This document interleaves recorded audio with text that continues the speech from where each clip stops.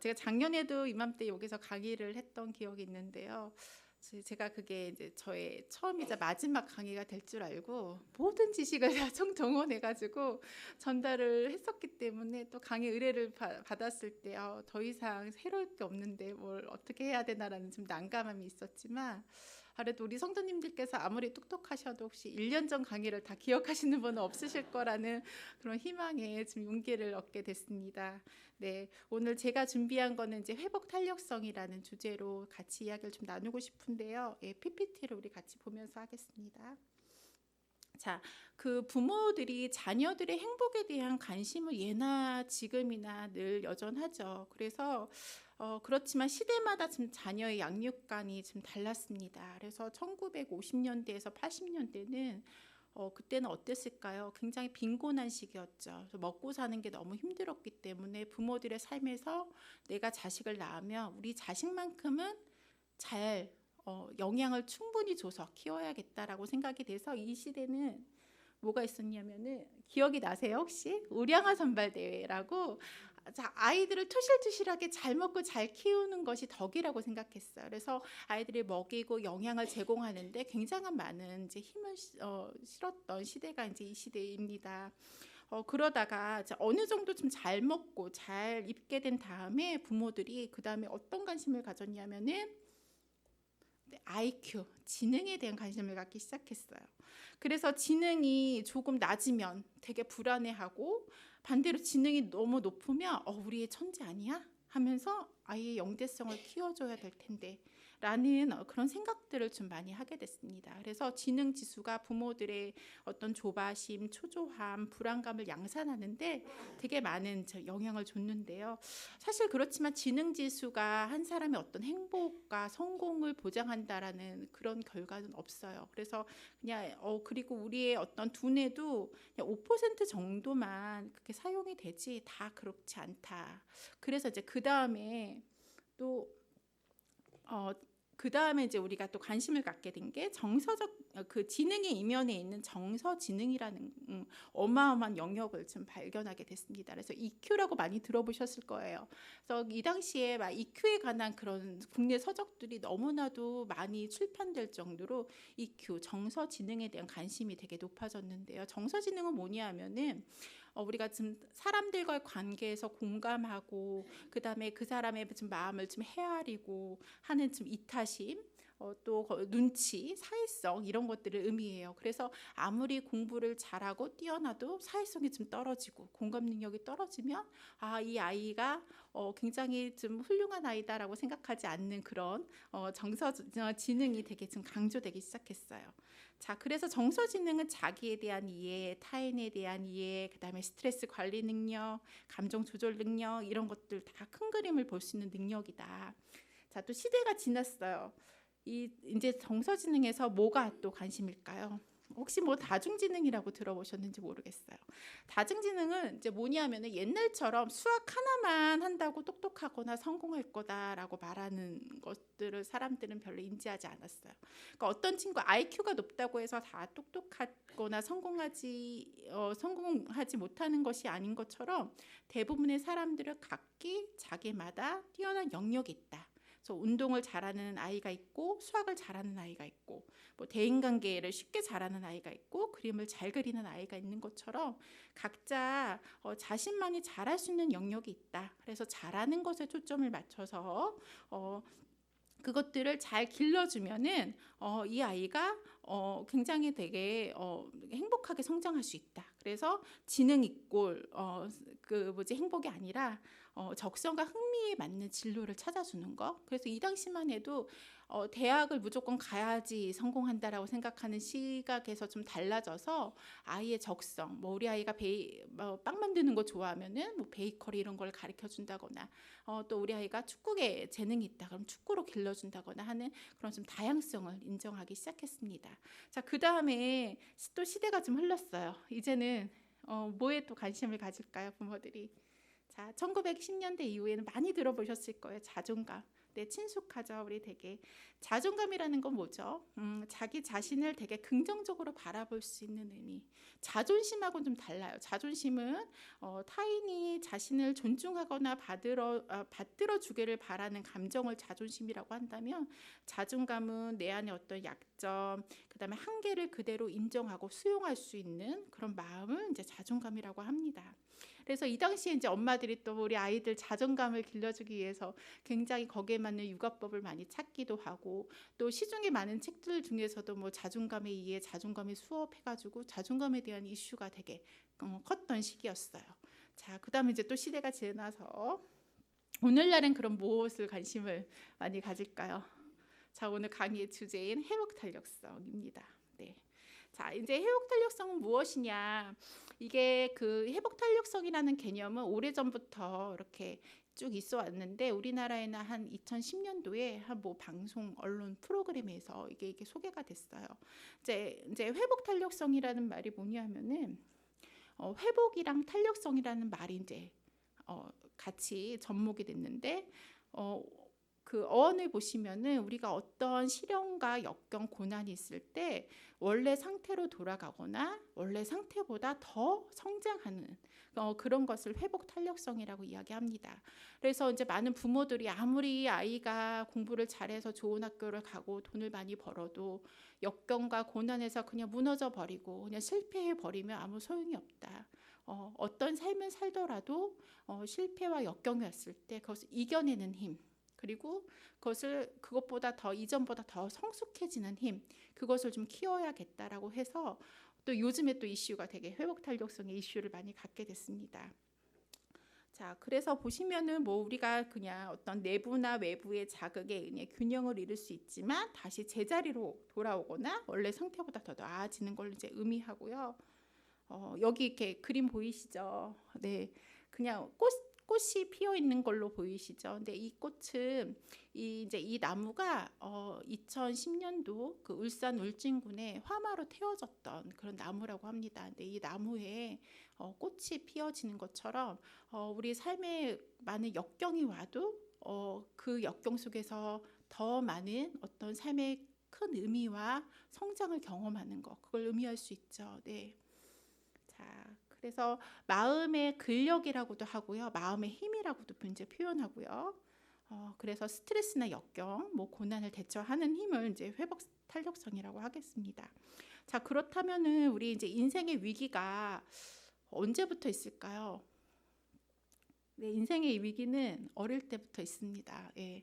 그래서 우리 아이들은 스트레스가 없고 막 되게 엄마가 다 해주니까 걱정 근심 없고 편할 거다라고 생각하실지 모르겠지만, 우리 아이들도 어른들 같은 인생의 위기를 경험해요. 자, 우리 그 유아들, 그 유치원 다니는 친구들은 어떤 게 인생의 위기일까요? 네, 아이스크림을 엄마가 사줬는데 이걸 한 입 먹었어요. 근데 날이 너무 더워서 이 아이스크림이 녹아서 다 버려진 거예요. 그랬을 때 아이들 반응 어떤가요? 굉장히 세상의 모든 걸 잃은 것처럼 막 크게 울죠. 그리고 뭐 이제 넘어져서 턱이 까지거나 아니면서 게임에서 졌을 때, 이거 굉장히 아이들에게는 인생의 위기일 수 있어요. 자, 이제 그러다가 좀 더 성장을 했습니다. 그래서 이제 초등학생이 됐어요. 주니어들은. 자, 이들은 인생의 위기가 뭘까요? 네, 이들에게 생일 너무너무 중요해요. 그래서 이날에 굉장히 완벽한 하루를 상상했는데 비가 왔어요. 이제 그런 거. 그다음에 축구팀에 꼭 들어가고 싶었는데 나는 거기 빠졌어. 그리고 친구들의 무리에 내가 끼지 못했어 하는 것이 이들에게 있어서는 가장 큰 위기예요. 자, 이제 좀 더 컸습니다. 그래서 성인이 됐어요. 성인은 어떤 위기가 있을까요? 우리 잘 아는 이성 친구와 이별을 했다거나 아니면 취업에서 실패하고 대학에서 떨어진 거. 그러다가 이제 이 시기도 지났습니다. 그래서 잘 결혼을 해서 이제 자녀까지 이루면서 가정을 이루었어요. 자, 이럴 때 위기는 뭘까요? 많죠. 뭐 투자 사기를 당해서 금전적인 손실을 잃었다거나, 아니면 퇴직을 앞두고서 노후를 어떻게 준비할지에 대한 고민을 한다거나, 아니면 가까운 사람, 뭐 지인, 뭐 배우자, 또 부모님의 죽음, 그다음에 본인의 건강의 이상. 이렇게 우리가 삶을 봤을 때 위기와 고난이 없었던 적은 없지만 그거의 강도는 그때마다 다르죠. 그러니까 우리는 어린 시절에 경험했던 그 위기를 충분히 이겨내고 극복하고 그 다음에 또 이렇게 어른이 돼서 왔습니다. 그래서 우리 어른들 중에 혹시 아이스크림 뭐 이렇게 먹다가 땅에 흘려졌다고 그걸 인생의 위기라고 표현하시는 분은 아무도 없으시죠. 그만큼 우리는 그런 일에는 이제는 능히 아무렇지 않은 일이 된 것처럼 굉장히 거기에 숙달되고 그걸 통해서 우리가 삶의 그런 위기를 극복하는 법을 하나씩 배워갔다라고 그렇게 볼 수 있을 것 같아요. 그렇기 때문에 이런 회복 탄력성은 그냥 어느 날 하루에 그렇게 만들어지는 것이 아니라 아이의 발달과 그 다음에 삶의 경험에 따라 지속적으로 변화한다. 자, 그래서 이제 이 회복 탄력성도 아이들마다 조금 달라요. 그래서 어떤 아이는 스트레스에 굉장히 쉽게 비교적 적응을 잘하는 반면에 어떤 아이는 예민하게 반응하거나 또 추가적인 지원이 좀 필요할 수도 있다. 그래서 보시면은 이제 회복 탄력성은 우리의 그런 내적인 자원, 그다음에 외부적인 자원이 같이 맞물려져서 이게 이제 길러지게 됩니다. 그래서 아이와 부모 사이의 어떤 관계가 가장 중요한 이제 회복 탄력성이라고 할 수 있겠고요. 그다음에 이제 아이가 안정된 지지받는 관계망, 예를 들어서 뭐 가족이라든가 아니면 여기 조부모님들 많이 계시죠. 그러니까 조부모님들의 어떤 사랑과 케어, 뭐 이제 그런 뭐 유치원이나 교회나 이런 데에서의 어른들의 관심들 이런 것들이 회복 탄력성을 길러주는 데 많은 도움이 된다. 자, 그리고 이제 내 안에서는 어떤 좀 자존감, 그다음에 자기를 조절할 수 있는 능력, 긍정적인 정서 이런 것들이 좀 잘 길러진 아이가 또 살아가면서 회복 탄력성을 좀 높이면서 그렇게 좀 성장할 수 있습니다. 자, 그렇다면 이제 회복 탄력성을 어떻게 높이면 될까? 자, 여러 가지 이제 방법이 있는데요. 그 중에 이제 하나가 자신의 감정을 자각하는 법이에요.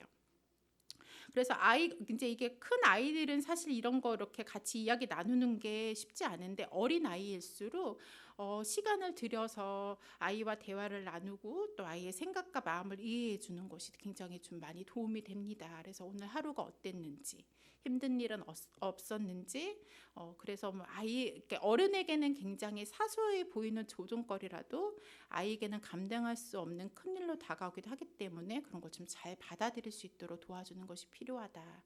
자, 그래서 여기 제가 이제 배터리 그림을 그려놨죠. 우리 어른도 부정적인 정서를 받을 때는 굉장히 에너지 소모가 너무 잘 돼요. 우리 핸드폰의 배터리가 금방 방전되는 것처럼. 그렇지만 긍정적인 정서를 경험할 때는 굉장히 에너지의 충전을 받죠. 자, 그래서 부정적인 감정은 어떤 게 있을까요? 뭐 짜증이나 분노나 공포심, 뭐 초조함 이런 게 있겠죠. 긍정적인 감정은 뭐 즐거움, 배려, 뭐 공감, 감사 뭐 이런 것들이 있겠죠. 자, 그러면 우리는 이제 긍정적인 정서, 긍정적인 감정을 갖는 것이 중요하구나라는 걸 알았는데 그러면 어떻게 하면은 긍정적인 정서를 가질 수 있을까? 누구나 다 이런 마음 갖고 싶죠. 가장 중요한 건 뭐냐면은 자기 자신의 감정을 알아차려야 조절할 수 있어요. 내가 오늘 그냥 기분이 안 좋은데 이 기분이 뭔지 모르겠어. 그랬을 때 뭐 가족들하고 대화할 때 어떻게 되나요? 괜히 짜증내고 괜히 꼬투리 잡고 그러다 보면은 내가 정말 이 사람에게 하고 싶은 말을 전달하기보다는 그 태도로 인해서 싸움을 하게 되죠. 그렇기 때문에 늘 항상 내가 지금 이 느껴지는 이 불편함이 뭐에 대한 감정일까?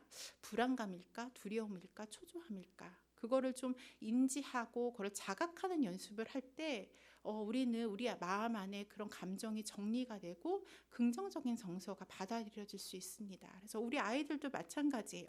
그래서 감정의 정확한 명칭과 언어 좀 그런 것들을 아이들에게 좀 알려줄 필요. 그래야지 내 감정을 표현하는 법을 좀 알 수 있겠죠. 그래서 감정을 표현하는 단어를 한번 제가 좀 찾아봤는데요. 되게 부정적인 감정하면 뭐 제일 먼저 생각나시나요? 우리는 그냥 짜증나, 화나 이렇게만 이제 이야기하시는데 되게 많아요. 부정적인 정서를 나타낸 단어가 하나씩 보면 뭐 두려움, 우울함, 뭐 성가심, 좌절스러움, 심란함, 뭐 미운, 섭섭한, 의기소침한, 괴롭고 심심하고 상심한, 외로운, 염려하는, 지치는, 무감각한, 답답한, 무서운, 걱정되는, 침통한, 역겨운 이런 다양한 단어들을 우리가 좀 인지하고서 그때마다 좀 내 감정을 들여다보는 연습 좀 해보시면 좋겠다라는 생각이 듭니다. 마찬가지로 긍정적인 감정도 그냥 아이들에게 기분 어때? 그러면 좋아요 이렇게만 얘기하는 경우가 되게 많죠. 그러니까 감정의 언어가 아이들은 아직 미숙해서 그런데 어른들도 사실은 그렇게 기분이 어떠세요? 하면은 그냥 뭐 괜찮아요, 뭐 행복해요, 기뻐요 정도만 얘기하지 더 자세하게 자신의 그 감정을 표현하시는 분들이 사실 많진 않아요. 그래서 이게 긍정적인 감정을 또 우리 보면은 같이 읽어볼까요? 보이시나요? 네, 상쾌한, 생기가 있는, 낙관적인, 따뜻한, 다정한, 애정 어린, 고요한, 유쾌한, 만족스러운, 희망에 찬, 감동한, 자랑스러운, 고마운, 뭉클한, 재미있는, 세심한, 친근한, 열정적인. 예, 그래서 우리가 좀 이런 것들을 좀 이렇게 고마운 사람들에게 표현할 때도 자신의 감정을 이렇게 좀 풍부하게 이야기 좀 해보시는 것도 좋겠다라는 생각이 듭니다. 자, 그래서 이렇게 감정을 잘 이제 조절했던 그 이제 이걸 좀 사례를 들여서 제가 좀 설명을 드리도록 할게요. 자, 여기 보시면은 이제 세배 그 설날의 그 장면 있죠.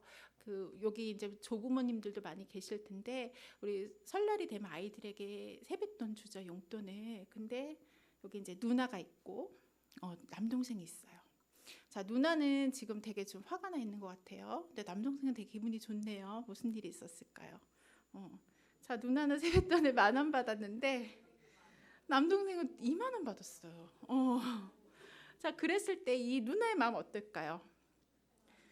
기분 안 좋아요. 실망해요. 내게 실망했어요. 근데 자, 이제 여기서 우리가 지금 감정을 조절하고 통제할 수 있는 아이랑 이제 그렇지 않은 상황이랑 어떻게 다른지 보면, 자, 첫 번째로 감정을 잘 이제 통제하지 못하는 경우, 이제 당연히 실망하죠. 이랬을 때 이제 불공평함에 대한 분노가 있어요. 이 아이가 이제 갖게 돼요. 그쵸. 혹시 동생이 남자고 내가 여자라서 나는 10,000원 받고 동생은 20,000원 받았나? 이렇게 생각할 수 있어요. 자, 그래서 이 분노의 감정이 제어가 안 돼서 이 친구가 소리를 지르거나 물건을 던지는 좀 폭력적인 행동을 하게 돼요. 자, 이렇게 됐을 때 어떨까요? 어른들에게 혼이 나겠죠. 혼이 나서 뭐 받았던 10,000원조차 뺏긴다던가 아니면 본인이 또 자존심에 나 이 10,000원도 안 갚겠다 이렇게 해가지고 결국 세뱃돈이 이제 없을 수 있는 그런 이제 상황까지 이어지게 되겠죠.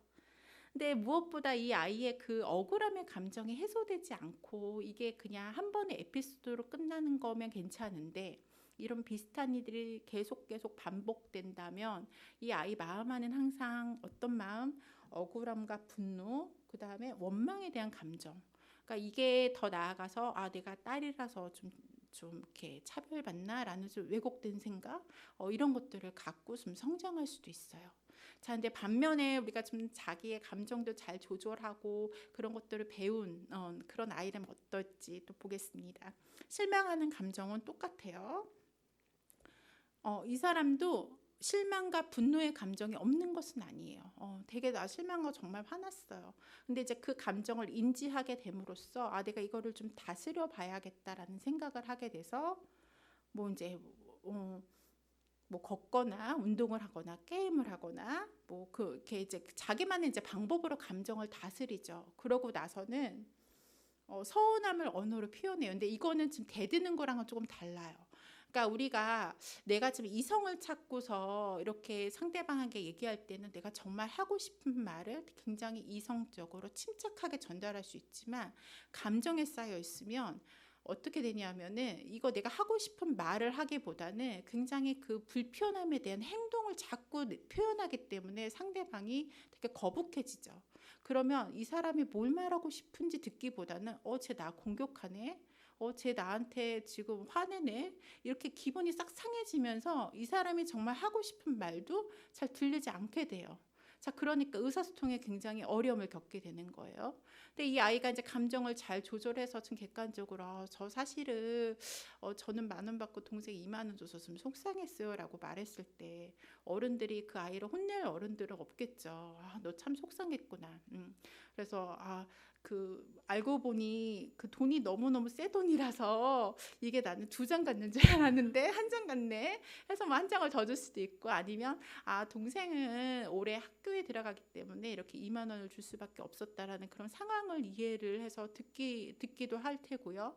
여튼 그렇게 해서 그렇게 함으로써 이 사건이, 이 이벤트가 어떻게 그냥 잘 이해와 공감으로 그냥 내 삶에 그냥 잠깐 지나갔던 그냥 에피소드로 그렇게 잘 마무리될 수 있다. 그렇기 때문에 우리가 감정을 조절하는 법, 감정을 알아채는 법은 굉장히 그런 관계를 하는 데 있어서 되게 중요하다라고 볼 수 있을 것 같습니다. 자, 그 다음에 또 보시면은 제가 이제 회복 탄력성을 높이는 방법이라고 해서 여기 이제 첫 번째 자신의 감정을 자각하기에 대해서 이제 말씀을 드렸고요. 그 다음 우리 좀 같이 좀 읽어볼까요? 자, 네, 시작. 감사하기. 네, 처음부터 자신의 감정을 자각하기부터 다시 해볼게요. 시작. 자신의 감정을 자각하기. 그다음에 감사하기, 명상, 긍정적인 생각, 자신의 강점 발견하기, 주변 사람들과 화목한 관계 맺음. 네, 제가 이 강의를 준비하면서 시중에 나와 있는 이 회복 탄력성에 대한 책들을 이렇게 다 좀 들여다봤는데 공통적인 얘기들을 하고 있어요. 어느 책마다. 근데 제가 이걸 보면서 느낀 것이 이것이 과연 우리가 교회 안에서, 신앙 안에서 하고 있는 그런 어떤 신앙의 훈련과 동일하구나라는 것들을 좀 통찰하게 됐습니다. 그래서 이렇게 요즘은 보면은 그 종교가 어떤 심리 치료를 하는 데 있어서 종교와 영성은 되게 진지하게 다루어져야 된다라는, 그렇게 이제 주장하는 학자들이 사실 점점 늘어나고 있어요. 그래서 오늘날의 어떤 영성 통합 치료 뭐 이런 거에 대한 관심을 사람들이 많이 이제 갖고 있는데, 이게 이제 많은 종교에서도 또 뭐 이렇게 동일하게 하고 있지만, 우리가 기독교가 다른 종교와 다른 점은 무엇인가요? 예수 그리스도의 십자가에 달려 돌아가심, 죽으심과 부활하심, 그것이 우리는 다른 종교와 다른 우리만의 독특함이라고 저는 그렇게 생각합니다. 그래서 우리가 그 복음 안에서 행하고 있는 것들, 그런 것들이 타 종교와의 차별성이고, 우리가 무엇보다 저는 우리가 하나님과의 그런 관계 맺음, 거기서 오는 어떤 상호작용을 통해서 얻어지는 우리 삶의 그 많은 영향들, 그것이 저는 타 종교와는 큰 차이라는 그런 생각을 좀 하게 됐습니다. 제가 교회를 이렇게 어릴 때 저는 교회를 다녔는데, 제가 어떻게 해서 교회를 다니게 됐냐면, 저희 이제 부모님이 결혼을 하시면서부터 신앙을 가지셨던 게 아니라, 제가 어릴 때 좀 많이 아팠다고 해요. 그래서 지금은 아파트라서 굉장히 폐쇄되어 있지만, 그 당시에는 주택가라서 아이가 막 밤에 칭얼대면 막 데리고 이렇게 엎혀서 나오고 막 그랬었잖아요. 근데 그때마다 제가 그 집 앞에 있는 슈퍼마켓이 아니라 좀 거리가 있는 슈퍼마켓을 늘 항상 좀 가자고 했다고 해요. 그래서 그 슈퍼마켓에 자주 갔었는데, 거기 계신 사장님이 그 당시 이제 여의도 순복음교회 지역장님이셨던 것 같아요. 그래서 이제 그분이 전도를 했어요, 저희 엄마를. 그래서 아빠도 자연스럽게 이제 교회를 이제 다니게 됐습니다. 그래서 저희 엄마가 되게 신앙에 열심이세요. 진짜 열심이세요. 그래서 저희 엄마로 인해서 저희 외가댁이 8남매인데, 큰 이모분의 내외를 제외하고는 다 이제 예수님을 믿게 됐고, 심지어는 이제 목회자가 3분이나 나올 정도로 그렇게 굉장히 하나님의 그런 은혜가 참 있었어요. 그래서 저는 어릴 때 엄마 따라서 이렇게 구역 예배 갔던 기억도 있고, 막 이렇게 예배 막 따라갔던 기억이 참 지금도 되게 생생해요. 그래서 제가 신내 이목장이 있는데 저희 목장에 아이들이 참 많아요. 그래서 때로 목장 모임 할 때는 그 아이들이 와서 막 좀 시끄럽고 막 이렇게 정신 없을 때도 있지만 저의 좀 어린 시절을 보는 것 같아요. 그래서 참 그것만으로도 저는 되게 참 은혜다. 그리고 이 아이들이 나처럼 이렇게 평생에 하나님을 좀 믿으면서 살아가겠구나라는 좀 그런 기대감에 참 되게 그게 저에게는 큰 은혜로 이제 자리 잡게 됩니다. 그래서 저는 그 엄마가 되게 열심히셨어요. 그래서 심지어는 막 이렇게 전도지들 항상 가지고 다니시면서 세탁소에 세탁물 이렇게 맡기러 가면서도 전도하시고, 떡볶이집 너무 자주 가서 그 아줌마랑 친해져서 전도하려고 하시고, 이제 그렇게 하시는 것들 보면서 어린 나이에는 왜 이렇게 열심히 하지? 그냥 적당히 하지 말하는 마음이 되게 많았던 것 같아요. 그랬는데 이제 제가 이제 크고서 아이를 낳고 이렇게 가정을 꾸리면서 느끼는 것은 제가 뭐 이렇게 대단한 사람은 아니지만 제가 여기까지 오는 데는 우리 엄마의 기도가 있었구나라는 참 그 믿음의 유산에 대해서 늘 기억하게 돼요. 그러니까 항상 저에게 고난과 역경이 닥쳤을 때 엄마는 기도하라고 하나 봐. 너 기도 안 하지? 이렇게 해서 참 불편했어요. 그 말이 때로는. 그래서 좀 힘든 거 잘 얘기 안 하려고 하고 엄마 또 기도하라고 하겠지만 이제 그런 마음에 이제 그렇게 했었지만 제가 도리어 이렇게 지금의 저의 삶을 봤을 때 얼마나 우리 인생이 그래요. 참 힘든 일 많죠. 알게 모르게 굉장히 역경과 고난이 많지만 그럴 때 엄마가 했던 그 말을 어느 순간 저도 기억하게 되더라고요. 그래서 저희 아이가 이제 초등학교 5학년인데 저는 엄마만큼 그렇게 많이 기도하는 엄마가 되지 못하지만 할머니가 많이 기도하고 있겠죠. 근데 그 초등학생 아이들에게 가장 중요한 것이 친구 관계죠. 근데 저희 아이가 그 학기 초에 좀 친구 사귀는데 어려움을 조금 겪어서 어느 날은 이제 그날도 친구 사귀는 거가 좀 이렇게 실패했던 것 같아요. 그래서 이 아이가 지금 되게 낙심해서 왔습니다. 그러고선 저에게 하는 말이 오늘도 좀 친구 사귀는 게 힘들었다 그러면서 엄마 그래서 내가 교회를 다니나 봐 그래요. 그래서 나는 얘가 학교엔 친구가 없지만 교회엔 친구가 많아서 그런가 라고 생각했더니 이렇게 얘기하더라. 내가 이렇게 해서 하나님이 나를 기도하게 하려고 하나 보다라는 얘기를 하면서 우리 아이가 항상 그러진 않아요. 그날 일도 그러더라고요. 매번 그렇진 않습니다. 그래서 이 아이에게 믿음이 있구나. 근데 참 그 믿음이라는 게 하루아침에 세워진 게 아니라 늘 가랑비 옷 젖듯이 매주일 그렇게 주일학교 예배 드리러 가면서 선생님들의 기도와 또 헌신과 또 우리 목사님들의 그런 늘 항상 아이들을 위해서 그렇게 품어주는 그 열정이 이 아이에게 믿음을 갖게 했구나라는 것들에 되게 감사함을 경험했던 좀 시간이었습니다. 그래서 그 신앙은 그런 것 같아요. 우리의 그런 역경과 고난이 왔을 때 그것을 바라보게 하는 관점을 다르게 한다. 확실히 저도 상담 현장에 있다 보면은 이렇게 좀 그런 것들을 생각하지 않는 사람들은 이거를 바라보고 극복하는 데 있어서 굉장히 좀 돌아간다 그럴까? 더 많은 에너지를 좀 투입하지만 그래도 뭔가 좀 내가 믿는 어떤 신이 있고 그 신이 나의 삶에 좋은 길로 인도하실 거라는 믿음이 있는 사람들은 또 자기 어려움을 또 잘 이겨내고 극복하는 것들을 또 많이 볼 수 있게 되었습니다. 그래서 개인적으로 좀 저의 개인적인 삶에서의 그런 고난에 대한 경험을 잠깐 나누고 그러고 이제 마치려고 하는데요. 한 15년 전이었던 것 같아요. 제가 그때 한 나이가 20대 후반, 30대 초반이었고 저에게 4살 어린 여동생이 있는데 이 여동생은 좀 일찍 사회생활을 했고 저는 이제 공부를 계속 하느라고 별로 이렇게 돈이 없는 그런 삶을 살고 있었어요.